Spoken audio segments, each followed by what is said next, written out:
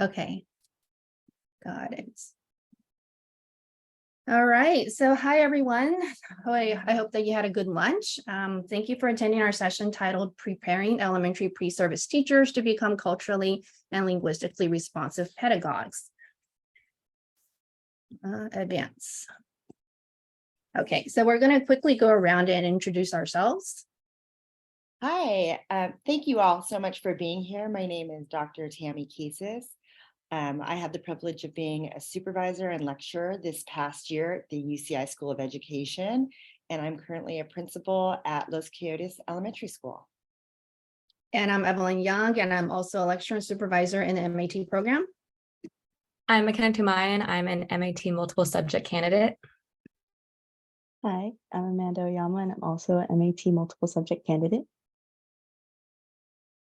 Sorry, we're a little bit slow here. I'm not quite sure why. Okay, so to launch our presentation, we would like to get a sense of how familiar all of you are with culturally and linguistically responsive pedagogy, and also your use of it in supervision. So you can go to the poll by either scanning the QR code or go to the link in the chat.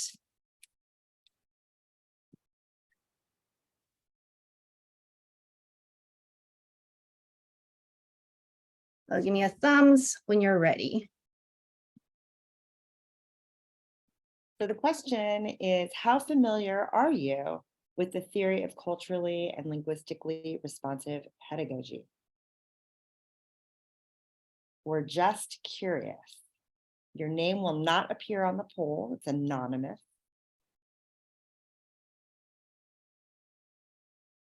Right, so here's the poll. So I have to make a disclaimer. We were playing around with the poll earlier. Just disregard the one that says, "What's that?" That was one of us. We couldn't get rid of it. All right, so it looks like many of you are pretty familiar with it and you can talk about it, but not quite sure. Okay, let's go to question number 2, which is, how frequently do you give feedback to pre-service teachers about how to plan and teach lessons in a culturally and linguistically responsive manner?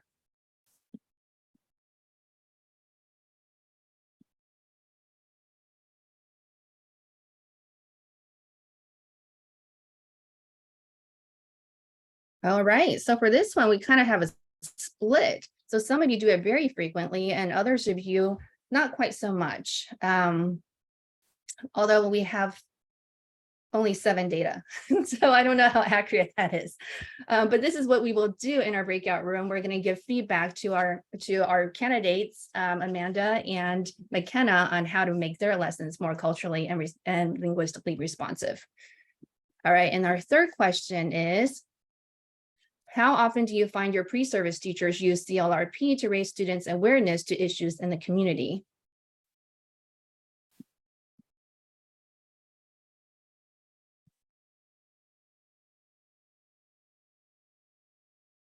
So for this one, we have 1 response.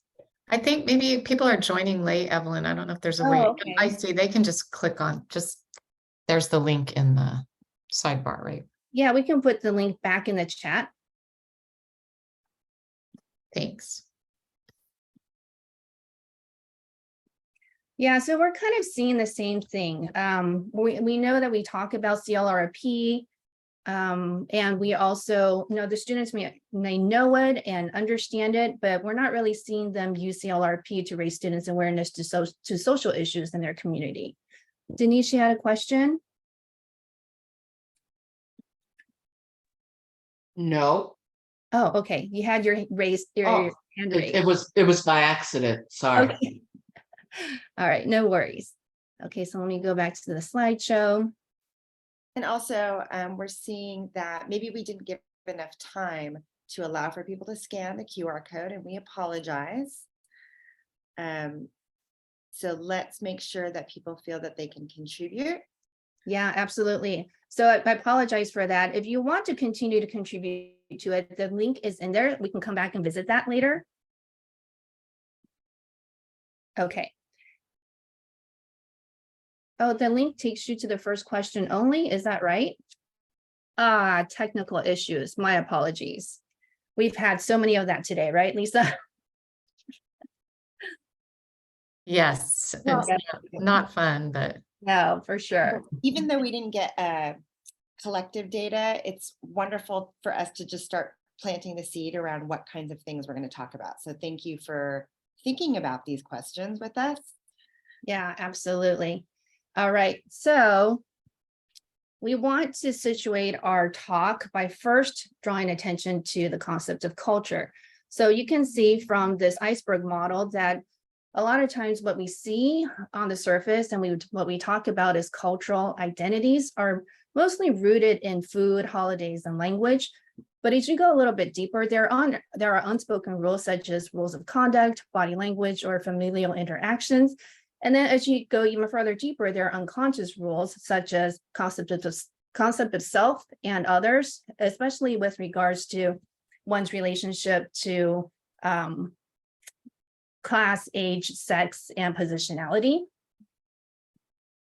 And we also know that there's a breadth of literature on culturally relevant, responsive, historical, and linguistic, relevant, sustaining pedagogies. There's so much out there on culturally responsive pedagogy, but we're going to situate our talk on Glasson-Billings theory on culturally relevant pedagogy, which focuses on these three tenets: one, promoting students' academic success; two, developing students' cultural competence in a positive manner; and three, raising students' social political consciousness. So, and how we implement this into our teaching practices is by asking this question: how can we leverage students' cultural identities and assets to promote academic learning and raise awareness to real-world problems? And culturally and linguistically responsive pedagogy builds on the three tenets of culturally relevant pedagogy and expands it into these 8 competencies. This is also found in the California Department of Education. And what I have found in my supervisory practice is that most of the time students hit number 3, number 5, number 6, but rarely do they talk about number 2 in their lesson planning, which is to recognize and redress bias in the system or collaborate with parents and families in the local community. So in my own supervisory practice, I've been trying to develop a tool for supervision that focuses on equity. And the first column are the California Teaching Performance Expectations. There are 6 of them, and altogether there are about 42 standards, not including the substandards. So at UCI, what we've done was to narrow the practicum TPEs to what is only observable in student teaching practices, which you can see in column 2. Column 3, so what I've noticed that is limiting with the TPEs is that it really doesn't build students' critical consciousness. And especially around questions like, how do we cultivate students' identities in teaching and learning? How do we address disciplinary issues that are mostly rooted in middle class ableist norms, or how we analyze systemic barriers that intentionally track students of color into failure. So the column 3 shows a list of readings that our candidates are exposed to throughout their coursework. And column 4 is a list of questions that I use in my supervisory practice as I give feedback to them on their lesson plans or in my post-observation feedback. So I did this for all 6 TPEs, and this handout is available to you in the resources folder for our session. It is not advancing, so I'm going to exit out of this and just do it the old-fashioned way. Sorry, my slides are not advancing. I'm not quite sure why. I'm going to stop share for a second and try to get out of this and try it again.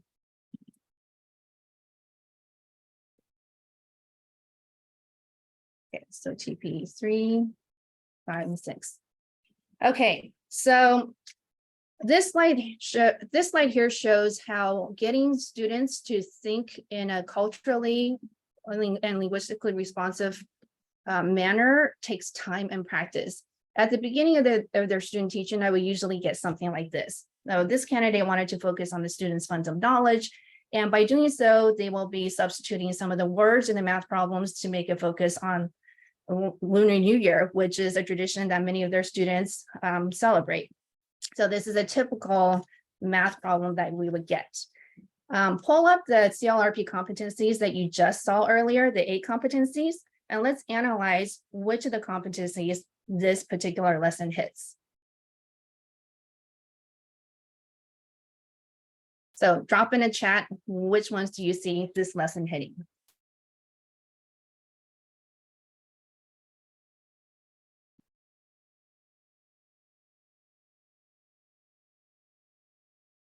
And again, you can access the chart by going to the link or scanning the QR code.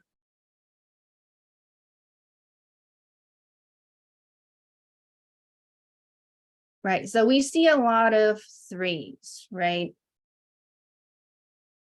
And going back to this slide here, it's drawing on students' culture to shape curriculum and instruction, but for the most part, it's pretty much on a superficial level. It's just addressing students' cultural holiday. But let's take a look at this next one. This one was in a paired placement, and the candidates wanted to teach an art lesson that also had a math element. So in this lesson, they wanted to make students see how art forms such as mosaic art can be seen within their communities, such as the Santa Ana Community College, or even in the people's homes. And also in their lesson, they use cognates such as quattro to connect to quadrilaterals. So again, going back to the competency slide, which of the competencies does this lesson hit? And this, by the way, was about 2/3 way into the student teaching placement.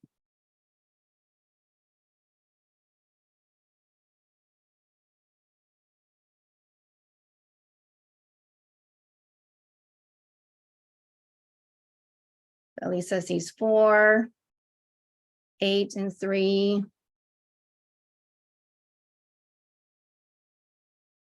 4 and 7.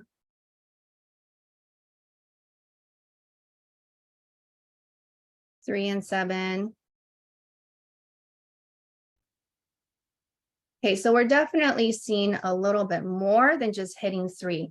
And these candidates are drawing on Yoso's community cultural wealth, and they're tapping into the students' familial capital and linguistic capital.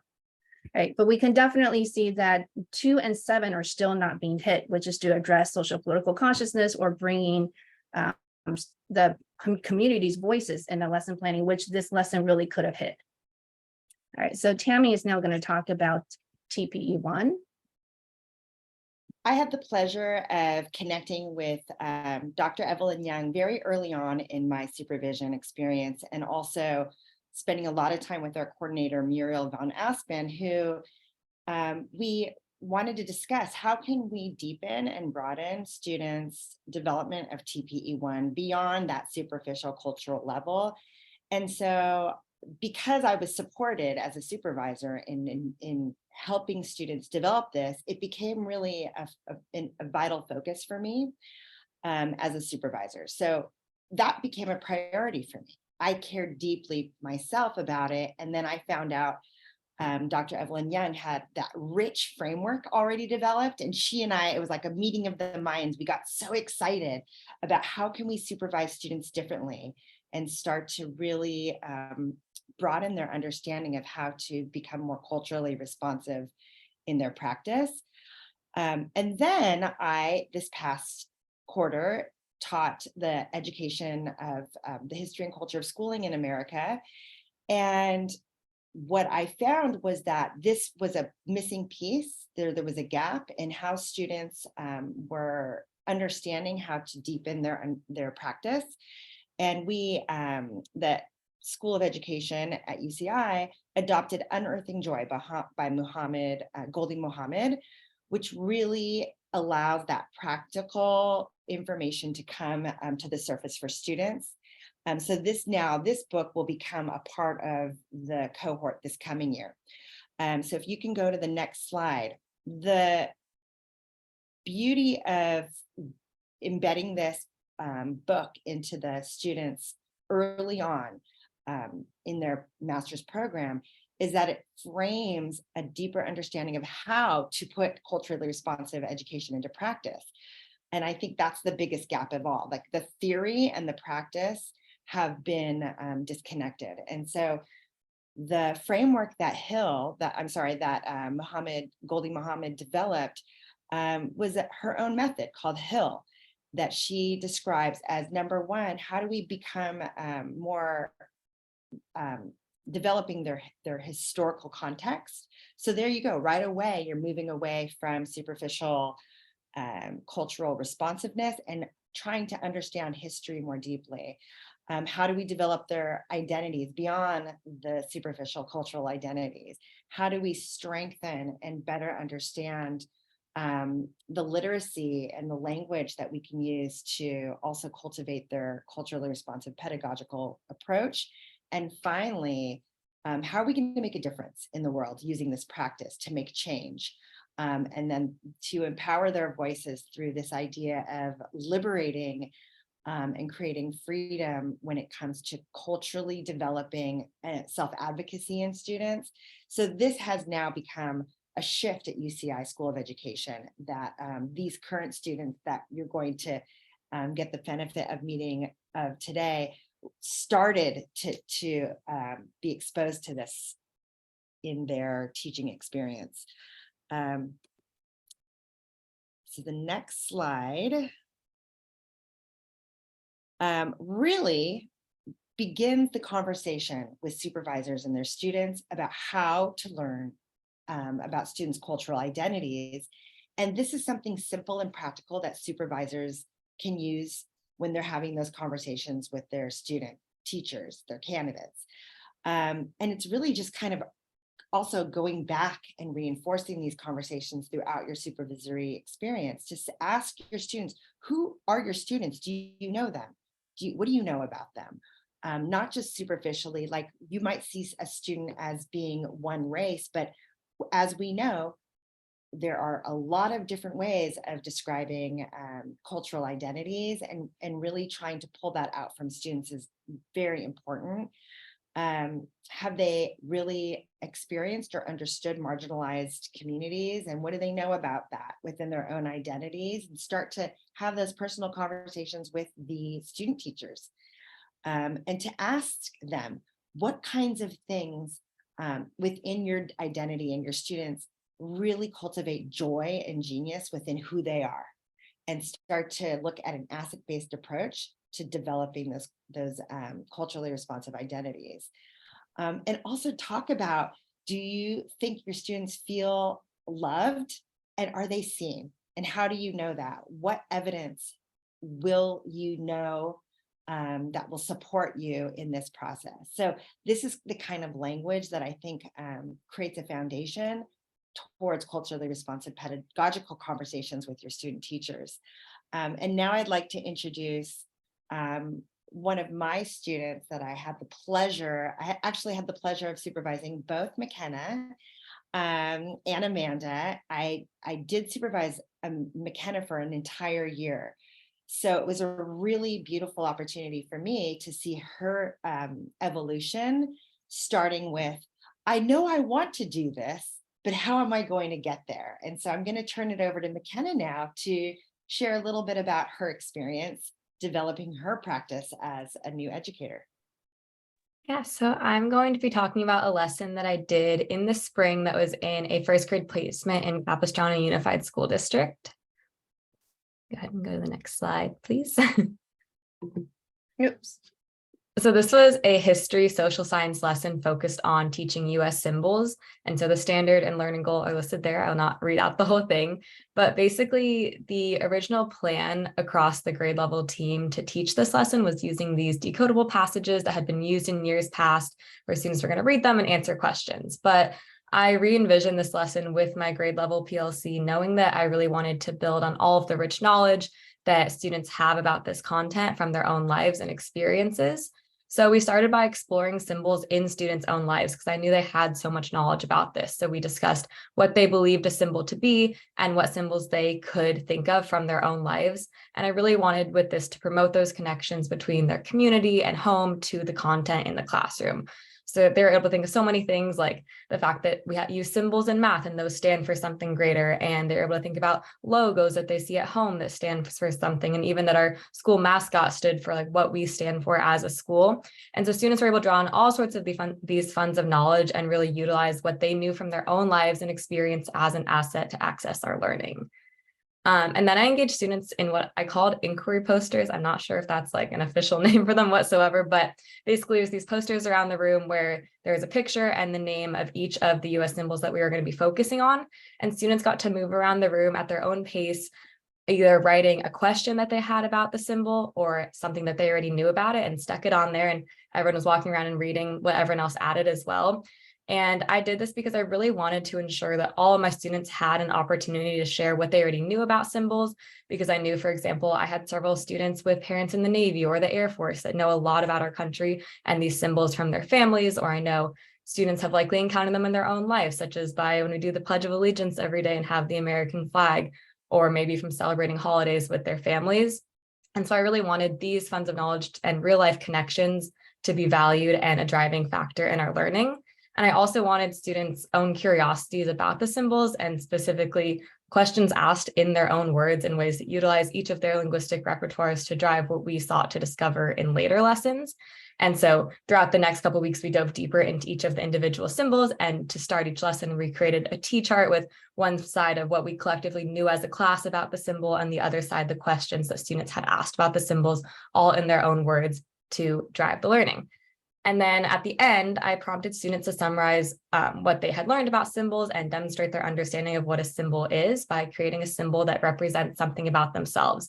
And this emerged from feedback from Tammy as I was planning and submitting my lesson, and she gave me feedback of, I wonder how we could further connect this to TPE1 and really root it in their identities. So I found that the place for that in my lesson was in a closure activity. So I asked students to all create a symbol that represents something about themselves. So as you can see, the little pink post-it at the bottom of my slide is one boy who wants to be an actor when he grew up. So he drew a projector because he felt like that really represents acting and producing TV and movies. I had other students draw things like a heart, like for one student that really cares about animals, and she felt like a heart represented that about herself.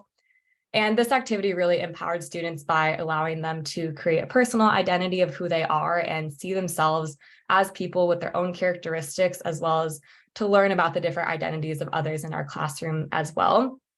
So that was my lesson. And going back to those components of culturally and linguistically responsive pedagogy that you scanned that QR code or have the link for earlier in the chat, I was able to take a lesson that was basically going to hit none of those components, and I was able to incorporate connecting the content. Thank you, Amanda, just send into the chat if you need it.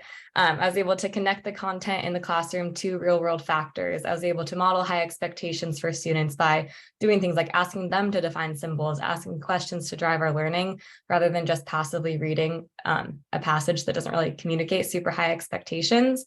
I was able to promote respect for student differences by having them create and display their own unique symbols that represented themselves. And I was able to lead to communicating in linguistically and culturally responsive ways by having them identify facts and questions about these symbols using their own words, and that has shaped our following lessons. However, in reflecting on this lesson with my team and planning for this, we identified ways that I could have even taken it a step further. So for example, I could have done a better job recognizing bias in the system and drawn more upon students' cultures to shape my instruction by really thinking about how America is such a diverse place. And just as with the symbols they created, there's all this diversity, and the notion of American contains so many ideas. And there's not just one way to be American, but oftentimes we are biased towards a certain narrative what being American is supposed to mean.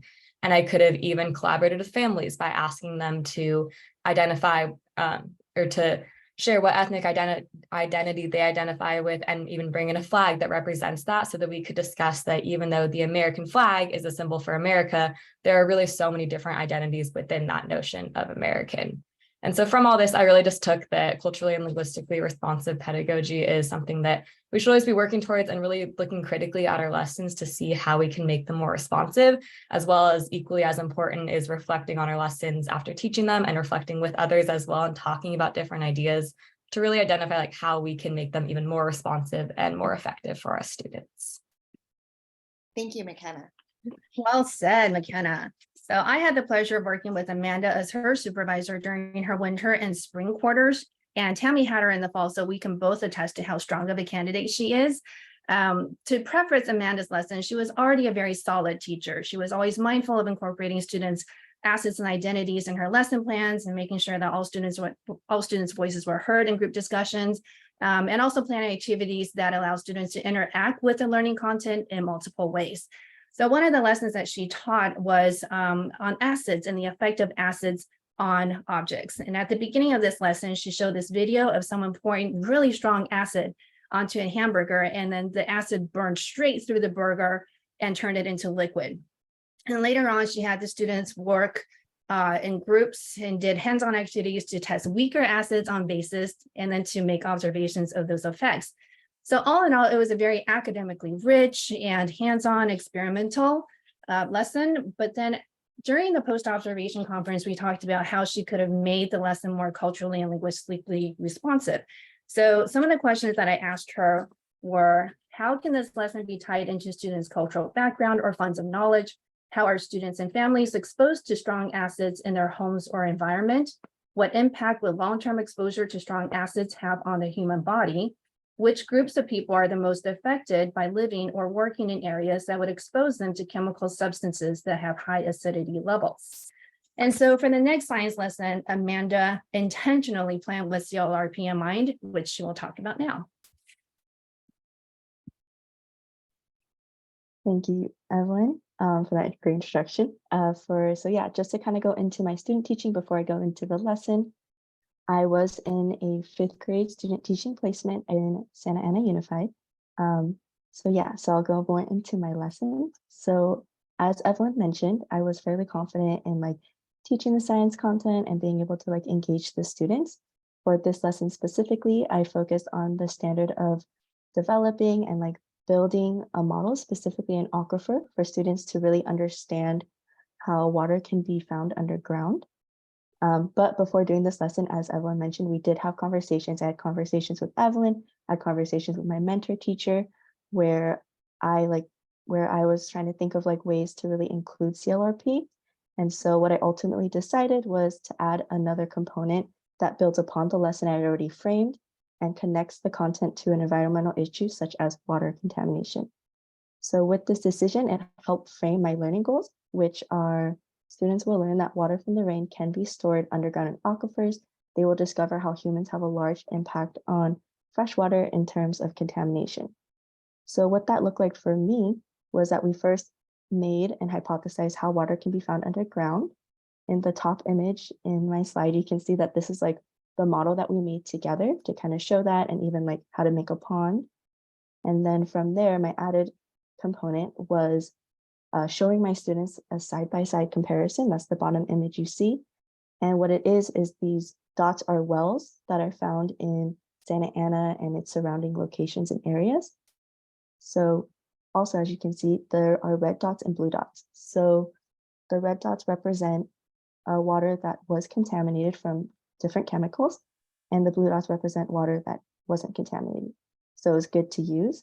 And so when I showed my students, they were very surprised to see that their areas, there was a shift in that water contamination. And so we started first talking about what was the cause, or what is the cause of what we saw. And as we further talked, we ended up concluding that the contamination was due to us and us not doing things properly, or the chemicals that we put out there in the environment. And so from there, we actually had to go deeper, and we actually brainstormed different like ideas of how we can improve like the water quality in these wells. So my students are really amazing. They actually came up with great ideas, such as they were talking about ways of disposing waste properly, and writing letters to the city council to express their concern for like change. And so with that, I think this lesson really did help shape our students into thinking more critically, not just about the science, but also the environment around them. So to kind of reflect, and there should be a link already for the CLRP competencies, I would say for myself that my lesson was culturally and linguistically responsive, in that I had the students reflect on one's cultural lens, have them like recognize and redress bias in the system, and have access to real world issues in their classroom. For the future, we also, as Makenna mentioned, we also reflected on areas that we could improve. So for myself, I would want to work on the other competencies, such as collaborating with families and the local community. For instance, I could have gotten input from members of the students' community to implement a more personal and like relevant environmental issue for this specific lesson. So again, as I reflect, it's good to know that there are room for improvement, but I can see that the positive for this lesson was that it really helps students see the significance of science in like their everyday lives. And it showed them that they have the ability to address environmental concerns themselves, because that was like the focus at the end, was just letting them know that they have like agency and they have the ability to do something even at a young age. And I think that really showed at the end. So Yeah, thank you, Amanda. So I mean, some of the takeaways that I'm hearing, or that I'm getting just listening to our candidates, is that it is not too young to address social political issues. These are, I mean, Makenna taught in a first grade class and Amanda taught in a fourth grade class, and they're dealing with real issues in their own community. And then second of all, I love how they are reflecting on their own teaching practices. We're not going to get CLRP right the first time, or the second time, or the 10th time, or the 1000th time, but we're constantly reflecting on how we can improve our practices and making it more relevant to our students. So at this time, we're going to go into breakout rooms, and we're going to allow you to self-select which room you want to be in. Makenna is going to, both of our candidates are going to share a typical lesson plan that you might get from your candidates. And they're going to go through like the standards and the activities. And what we would like for you to do is to put yourself in the role of the supervisor, and what kind of feedback would you give to your pre-service teachers on how to help them make their lessons more culturally and linguistically responsive. So pull up that 8 competency chart again, because you will use that in framing your conversations with the candidates. So if you want to do a first grade math lesson, you can go to Makenna's room. If you want to do a 4th or 5th grade science lesson, you can go to Amanda's room. And then they have put the link to the lesson plans in the chat. All right. So Lisa, whenever you're ready, we can let the participants select their own breakout rooms. Created 2 rooms. So maybe if Makenna and Amanda, you can start, go into a room, and then I guess I can rename it. I could say. That's true. So Makenna, why don't you go to room 1, and then Amanda go to room 2.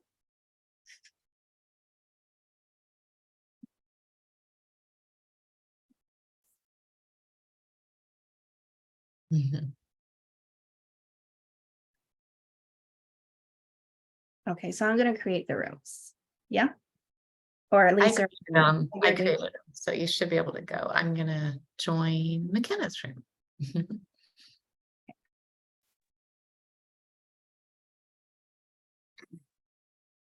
I can't get in there.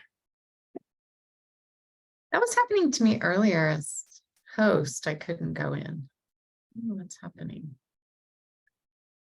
Okay, how do I join room? See if I can put you in a room. Okay. No, you're not. Oh, here we go. Assign to, which room do you want? I'll go to 2.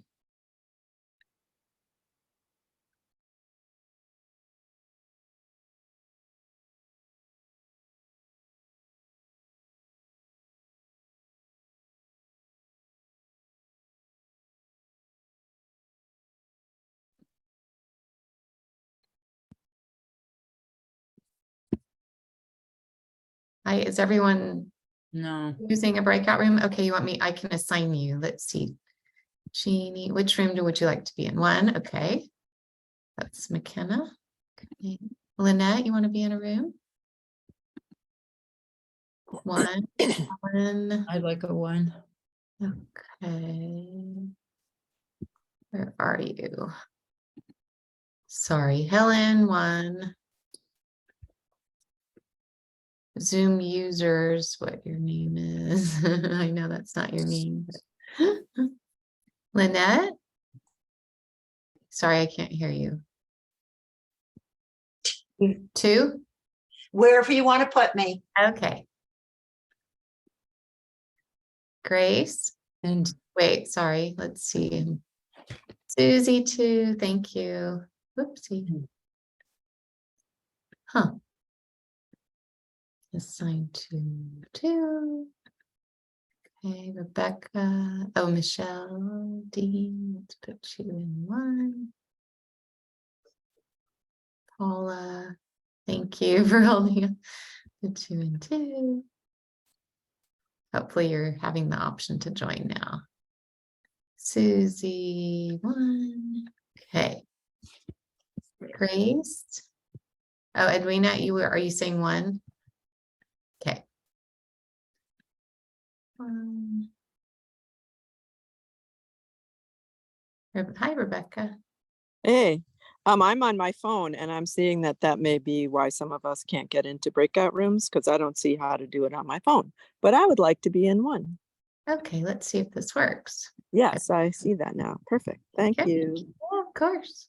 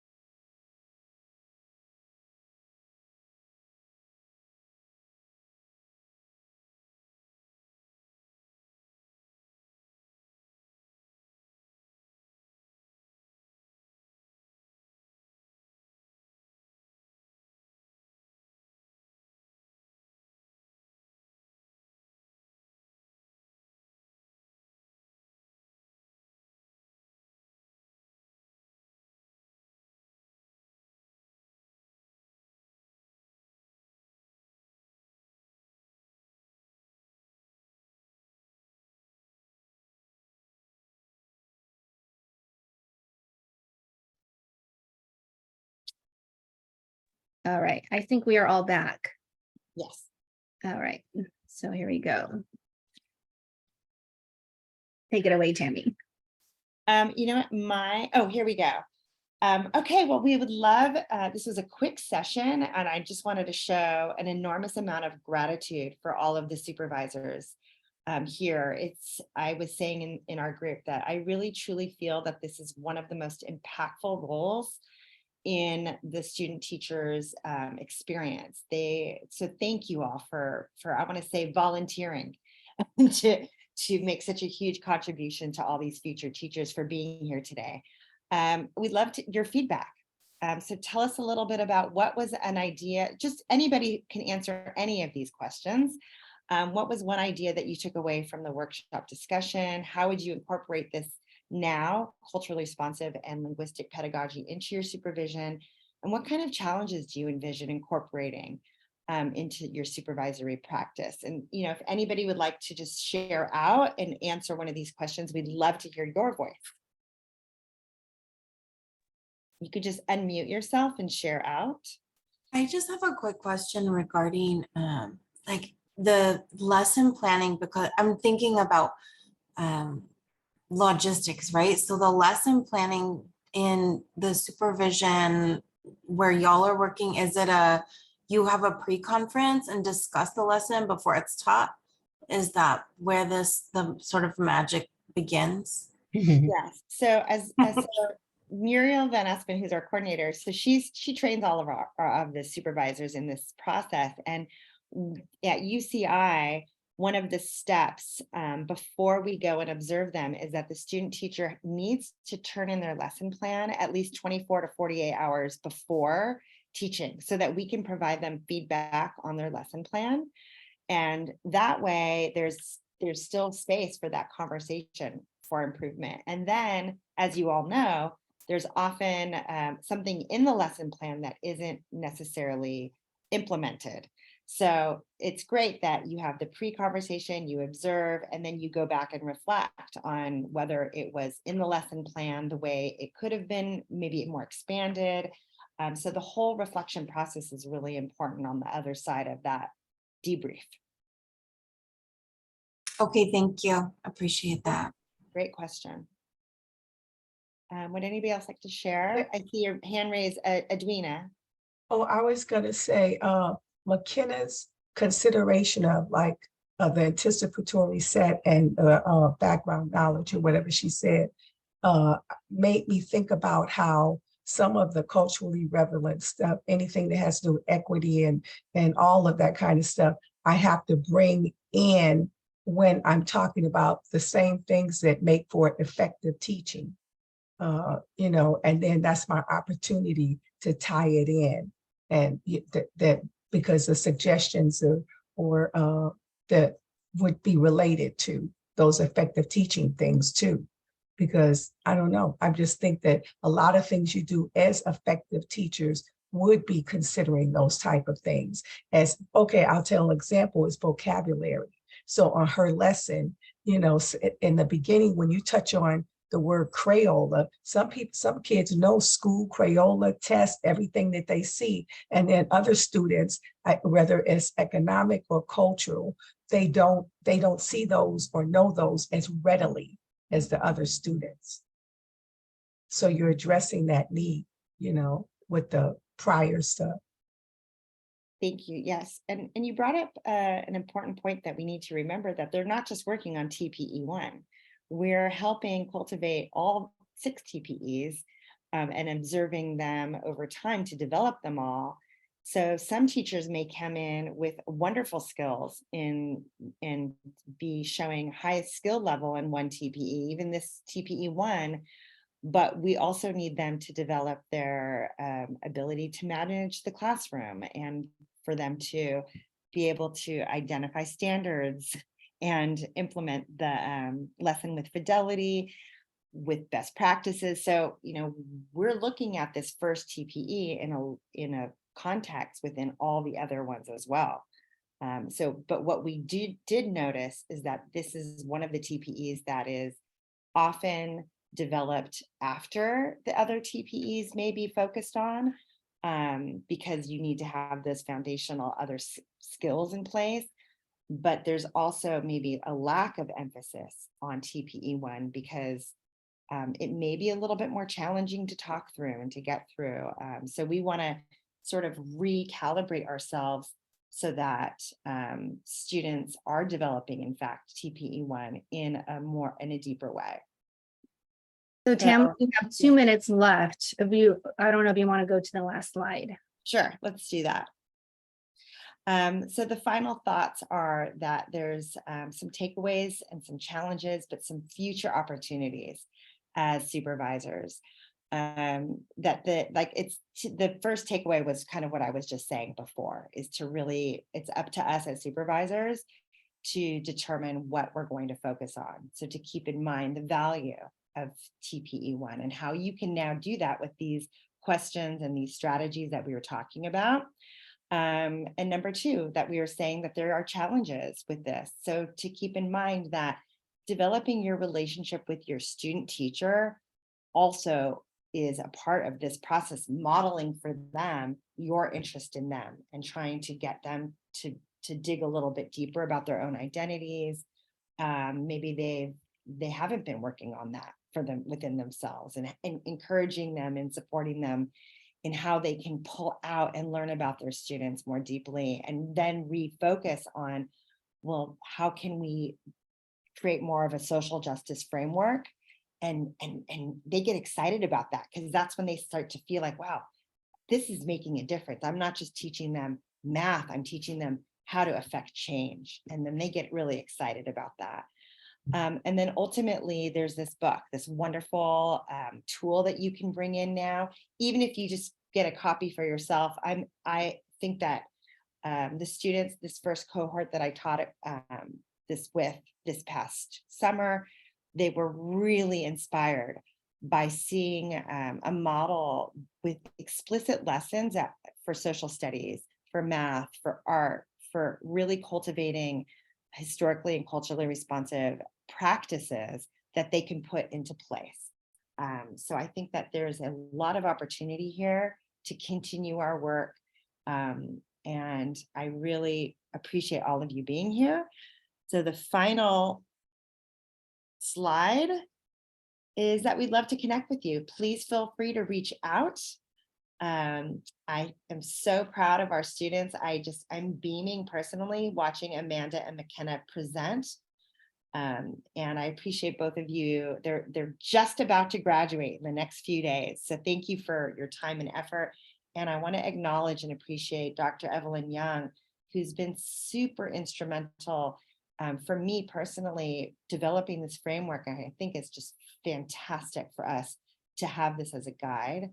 And I want to acknowledge the UCI School of Education for being such a responsive and supportive program that allows us as supervisors to focus on this to support our student teachers. So a big shout out to, again, Virginia Panish, who was the director when last year, our new interim director, Susan Toma, and everybody else who's been such an impactful part of our development as educators. So thank you guys so much for being here.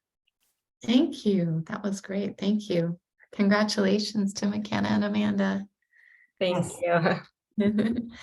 Congratulations. You all. This is your official graduation now. Yes, and we will share the slideshow. Yes. Please, yeah, that would be great. And then I Well, posted the links for the next couple of sessions. So you perfect. have them handy. Thank you all. We have a 10-minute break back at 1:50, sorry, 1:50.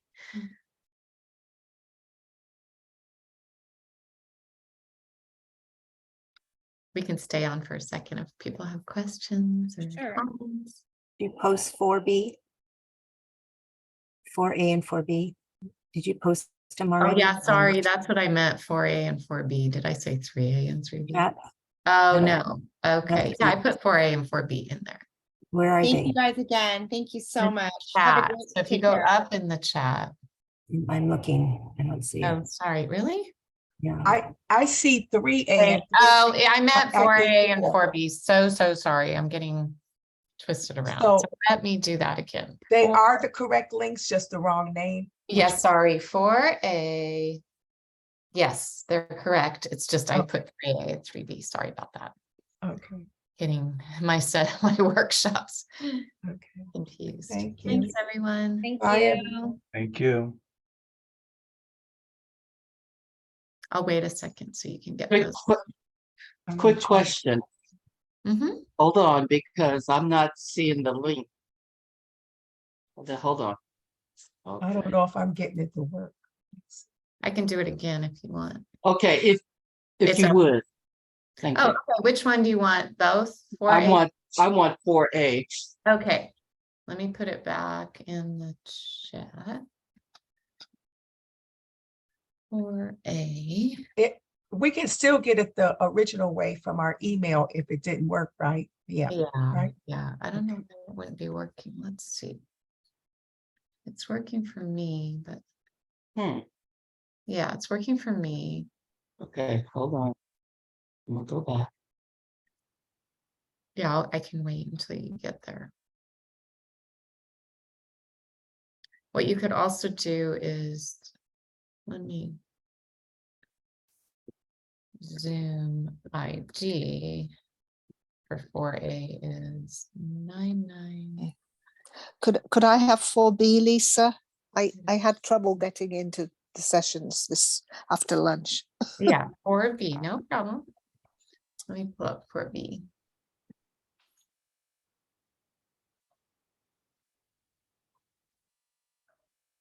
Or B.